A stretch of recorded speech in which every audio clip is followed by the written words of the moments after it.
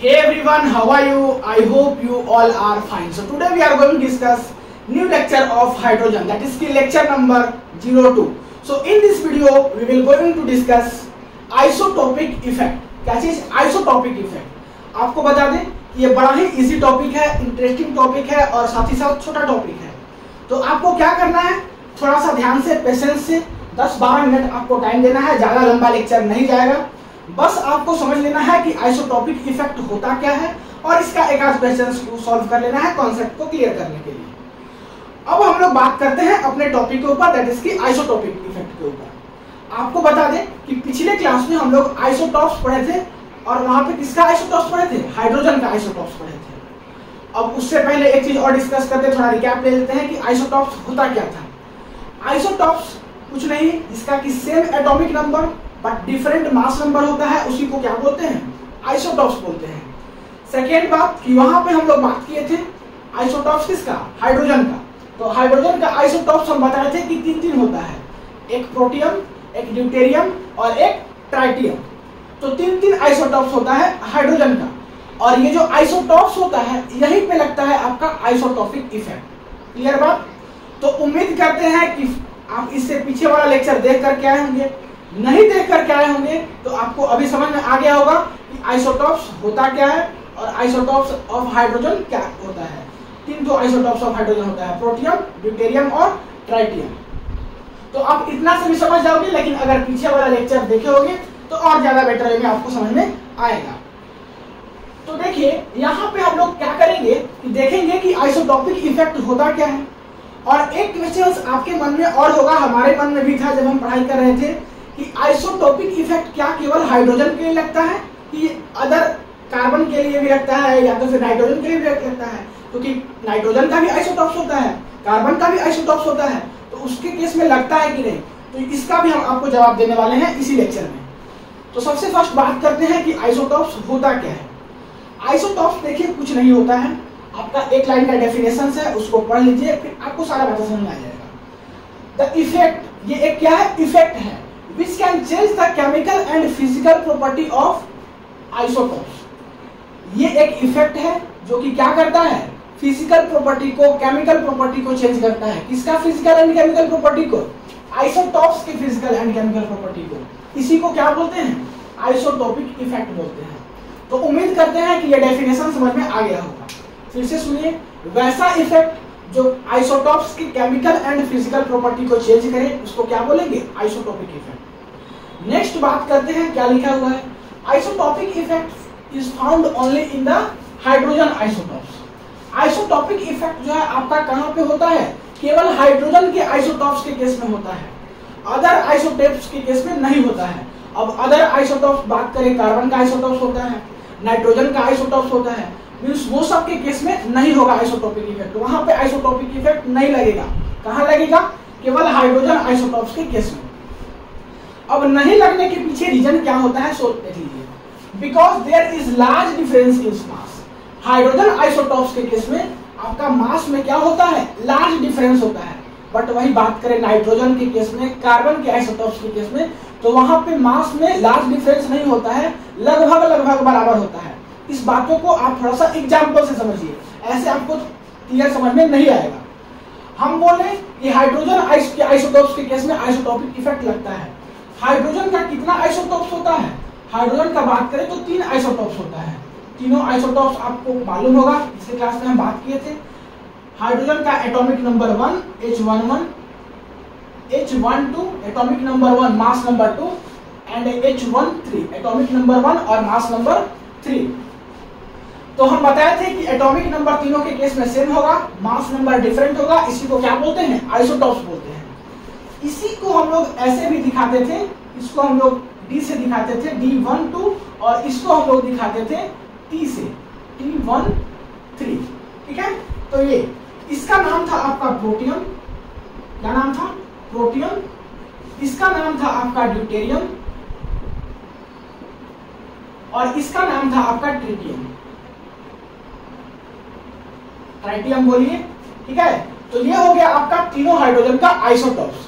हम बोले कि यहाँ पे लार्ज डिफरेंस होता है मास में, इसलिए आइसोटॉपिक इफेक्ट हाइड्रोजन के आइसोटॉप्स के केस में वर्क करता है। अब देखिए कैसे आप इसको समझ सकते हो। प्रोटियम से ड्यूटेरियम की ओर हम जा रहे हैं तो आपको क्या दिख रहा है कि यहाँ पे मास डबल हो रहा है, मीन्स यहाँ पे मास 1 है और यहाँ पे मास जाकर के क्या हो जा रहा है, इसका डबल हो जा रहा है, 1 से 2 हो जा रहा है।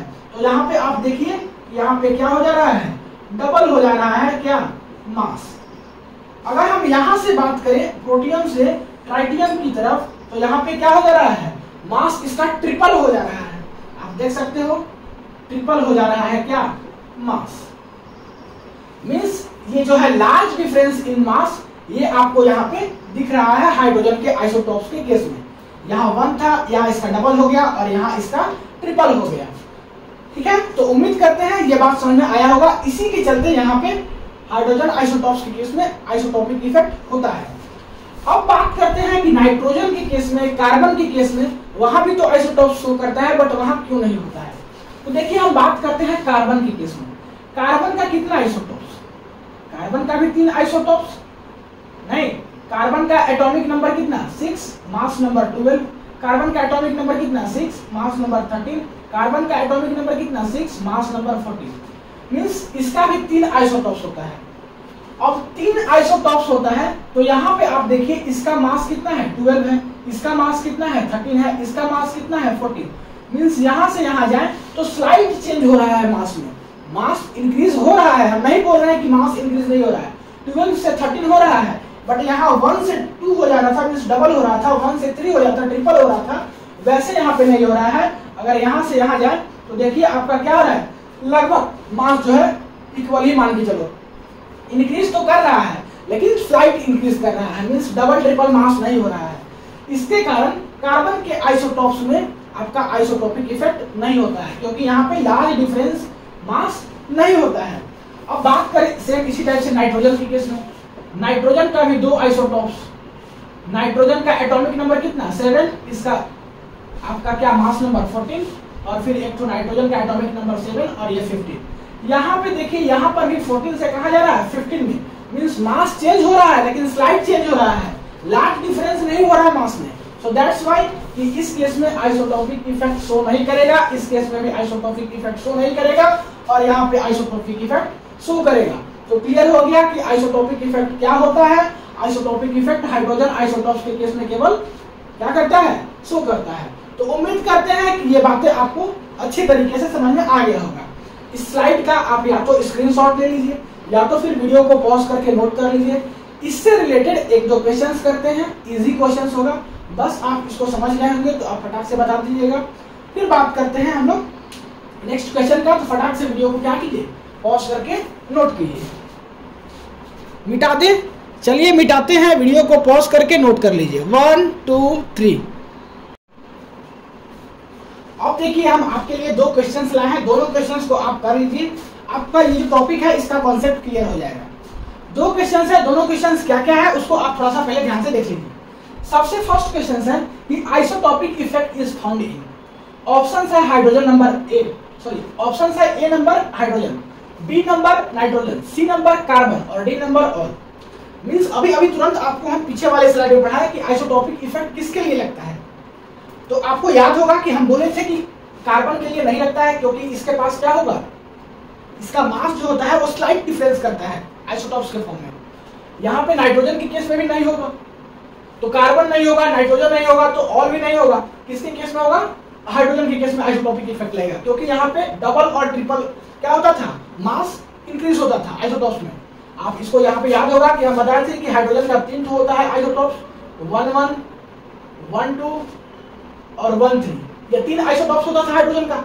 तो यहाँ पे मास 1 था, यहाँ पे 2 होता था और यहाँ पे 3 होता था, मींस यहाँ से डबल चेंज होता था, यहाँ से ट्रिपल चेंज होता था। तो मास में क्या होगा, डबल और ट्रिपल चेंज हो रहा है, इसी के चलते यहाँ पे आइसोटोपिक इफेक्ट आपका लग रहा है। इन दोनों को केस में नहीं लग रहा है, तुरंत वही पीछे वाले स्लाइड में हम ये चीज डिस्कस किए। तो उम्मीद करते हैं कि फर्स्ट नंबर आपको समझ में आ गया होगा। अब हम लोग बात करते हैं second question, which of the following reactions is fast and why. ये दोनों में से कौन सा रिएक्शन फास्ट है और क्यों, दोनों का एक्सप्लेनेशन भी बताना है। तो देखिए हम दोनों को पहले समझेंगे। यहाँ पे देखिए, इससे पहले आपको एक चीज समझना है, नहीं ब्लू पेन से यूज कर रहे हैं इसका सॉल्यूशन। एक होता है कार्बन हाइड्रोजन बॉन्ड और एक होता है कार्बन ड्यूटेरियम बॉन्ड। यहाँ पे CH बॉन्ड है और यहाँ पे CD बॉन्ड है। तो दोनों को पहले हम कंपेयर करते हैं, उसके बाद फिर कॉन्सेप्ट को समझेंगे। कार्बन हाइड्रोजन बॉन्ड और कार्बन ड्यूटेरियम बॉन्ड, दोनों में से किसका बॉन्ड स्ट्रेंथ या बॉन्ड एनर्जी ज्यादा होता है, कम होता है, उसको हम लोग देख रहे हैं। तो हम लोग किसकी बात कर रहे हैं? बॉन्ड एनर्जी की बात कर रहे हैं, या बोल सकते हो बॉन्ड स्ट्रेंथ की बात कर रहे हैं, स्ट्रेंथ की बात कर रहे हैं। यहां पे देखना, हाइड्रोजन का क्या होता है? मास नंबर कम होता है एज कंपैरिजन टू ड्यूटेरियम। तो हाइड्रोजन का मास नंबर कम होगा तो यहां वाइब्रेशन क्या होगा? ज्यादा होगा। वाइब्रेशन क्या होगा? ज्यादा होगा। हाइड्रोजन का मास नंबर कितना होता है? 1 होता है। वही बात करें ड्यूटेरियम का, तो ड्यूटेरियम का मास नंबर क्या होगा? ज्यादा होगा। तो यहाँ वाइब्रेशन क्या होगा? कम होगा। वाइब्रेशन कम होगा। मींस यहाँ पे जब वाइब्रेशन कम होगा और यहाँ पे वाइब्रेशन ज्यादा होगा, तो इससे हमको क्या पता चल रहा है? वाइब्रेशन जब कम होगा तो बॉन्ड क्या होगा? स्ट्रॉन्ग होगा। मींस इसका बॉन्ड एनर्जी क्या होगा? ज्यादा होगा। बॉन्ड स्ट्रेंथ इसका ज्यादा होगा। तो बॉन्ड एनर्जी और बॉन्ड स्ट्रेंथ की बात करें तो इसका ज्यादा होगा, इसका कम होगा, क्योंकि इसका वाइब्रेशन यहाँ पे बहुत ज्यादा हो रहा है। मींस ये ब्रेक होने का यहाँ पे डर है, बट ये इस पे वाइब्रेशन कम हो रहा है, तो ये बहुत आसानी से दोनों पकड़ के होगा। मींस यहाँ पे बॉन्ड एनर्जी या बॉन्ड स्ट्रेंथ मैक्सिमम होगा। तो ये दोनों के केस में अगर कंपैरिजन करें तो इसका ज्यादा होगा बॉन्ड एनर्जी। अब देखिए ये दोनों रिएक्शंस का मैकेनिज्म को समझिए, फिर आप कंपेयर करके बता सकोगे। हम सबसे फर्स्ट केस की बात करें, दैट इज CH4 Cl2 का। CH4 की बात करें तो ये है CH4 कुछ ऐसा, ठीक है।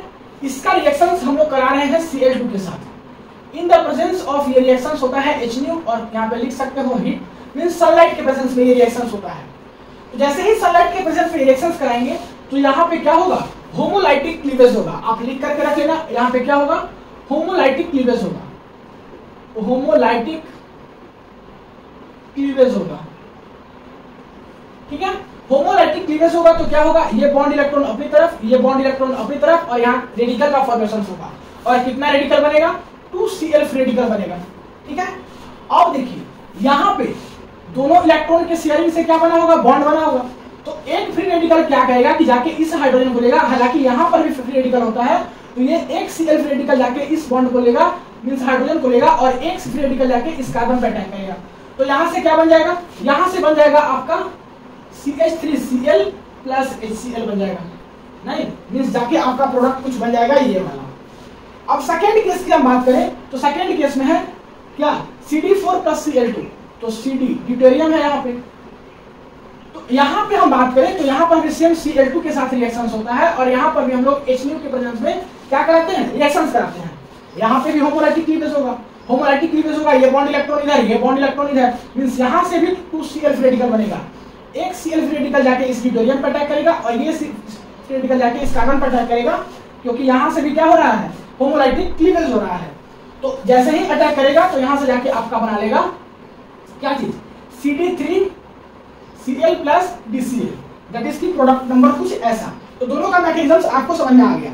अब हम बोले थे कि बॉन्ड एनर्जी की बात करें तो इसका बॉन्ड एनर्जी स्ट्रांग होता है, इसका बॉन्ड एनर्जी वीक होता है।